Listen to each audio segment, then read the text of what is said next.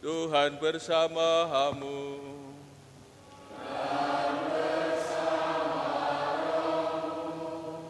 Inilah Injil suci menurut Markus.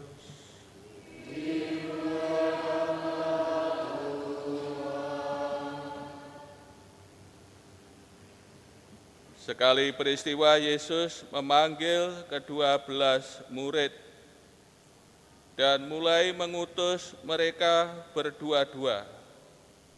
Ia memberi mereka kuasa atas roh-roh jahat dan berpesan kepada mereka, supaya jangan membawa apa-apa dalam perjalanan, kecuali tongkat saja. Roti pun tidak boleh dibawa. Demikian pula kantong perbekalan dan uang dalam ikat pinggang. Mereka boleh memakai alas kaki, tetapi tidak boleh memakai 2 jubah.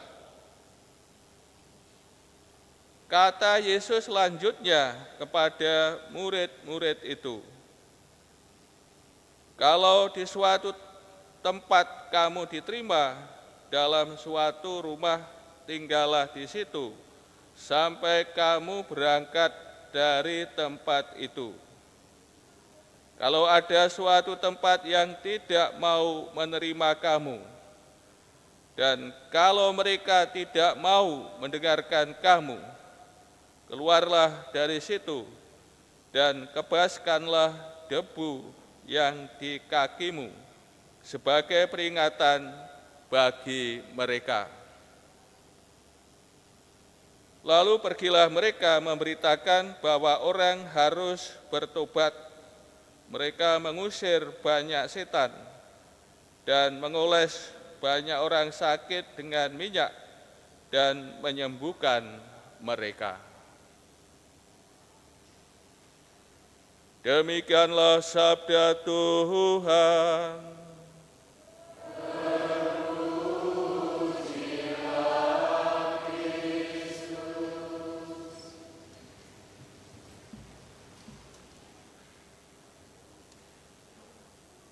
Saudara-saudari yang kasih, Tuhan Yesus datang ke dunia untuk menghadirkan kerajaan Allah. Dalam menghadirkan kerajaan Allah, Tuhan Yesus melibatkan orang-orang. Untuk itu, Tuhan Yesus memanggil ke-12 rasul. Mereka ini dipanggil secara pribadi, dipanggil untuk menyertai Tuhan Yesus. Di mana Tuhan Yesus berada, di situ pula para muridnya berada. Secara khusus 12 murid ini juga diajar, dididik oleh Tuhan Yesus.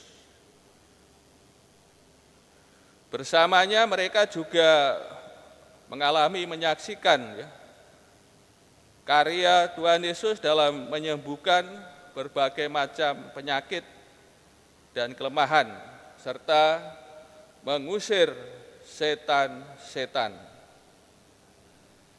Sekarang mereka ini sebagai orang yang siap untuk diutus.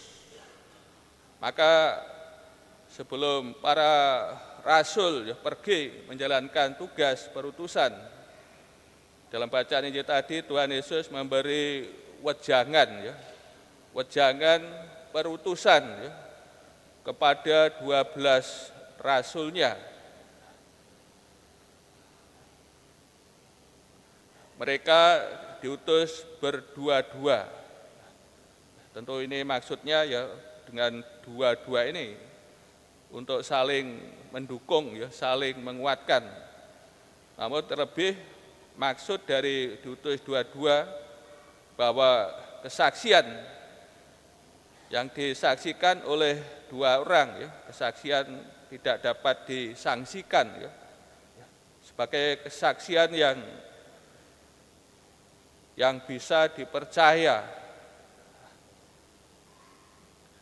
Mereka juga diberi kuasa Tuhan sendiri ya, atas roh-roh jahat, sebagaimana dalam karya sebelumnya ya Tuhan mengusir roh-roh jahat dengan kuasanya.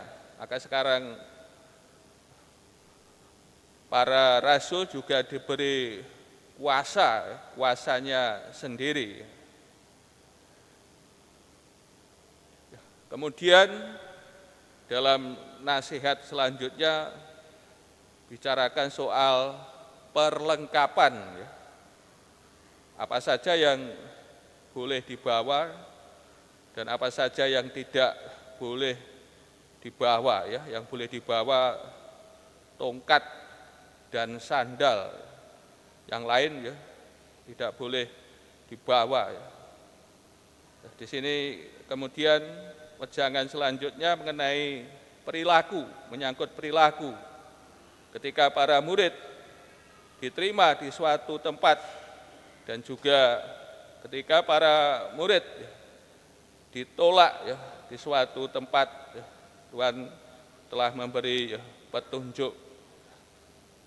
Dari wejangan ini para murid diajak ya dalam hidupnya ya, mereka sebagai utusannya ya, mereka diajak untuk senantiasa ya percaya kepada Allah dan juga penyelenggaraan ilahinya ya. Mereka sebagai orang yang diutus untuk mewartakan ya kerajaan Allah, maka mereka juga harus menjadi orang-orang yang percaya kepada Allah. Saudara-saudara yang kasih, kemudian para murid menjalankan tugas ya, perutusan dengan memberitakan ya pertobatan, mengusir setan-setan dan melakukan karya penyembuhan. Saudara-saudari yang kasih, maksud dari Tuhan Yesus ya, memanggil, menetapkan, dan mengutus para muridnya ialah demi kesinambungan akan karya Tuhan sendiri. Maksudnya Tuhan ya, memilih, ya, memanggil, menetapkan, mengutus, ya, dimaksudkan sebagai kesinambungan bagi karya Tuhan. Injil akan diteruskan dan diwartakan ya, kepada seluruh dunia, kepada segala bangsa, sampai Tuhan Yesus datang yang kedua, yaitu saat Tuhan menegakkan kerajaannya. Saudara-saudari yang kasih, bagi kita ya, para murid zaman sekarang ya, tahun 2024, dengan membaca teks suci perutusan ini ya, bagi kita ya, kita pun juga melihat ya, soal kesinambungan ya, karya Tuhan ya, dari waktu ke waktu ya, dari masa ke masa ya, sampai tersebar ke seluruh dunia ya, kepada segala bangsa ya. Semuanya ya berlangsung ya, semuanya tidak putus, tidak berhenti ya, sampai kepada kita, pada kita para muridnya ya, zaman sekarang. Maka dengan kita membaca teks suci ini ya, menyadarkan kita ya akan panggilan kita ya, akan perutusan kita sebagai gereja. Gereja sebagai orang yang diutus bagi orang-orang lain untuk menjadi saksi Kristus. Ini kita melalui sabda Tuhan ini disadarkan dan diingatkan ya akan panggilan kita ya sebagai gereja ya. kita sebagai umat yang diutus untuk menjadi saksi Tuhan, menjadi pewarta ya kabar sukacita, menjadi pewarta Injil, kabar keselamatan. Maka melalui sabda Tuhan, kita semua diingatkan akan tugas dan panggilan kita sebagai gereja, ya. Kita diutus menjadi saksinya. Maka kiranya melalui perayaan Ekaristi ini, kita diberi sabdanya dan juga diberi tubuh dan darahnya. Kita senantiasa gereja diberi menimba kekuatan, menerima sumber hidupnya ya, dari perayaan Ekaristi. Tujuannya salah satunya agar kita pun mampu menjadi pewarta kabar sukacita.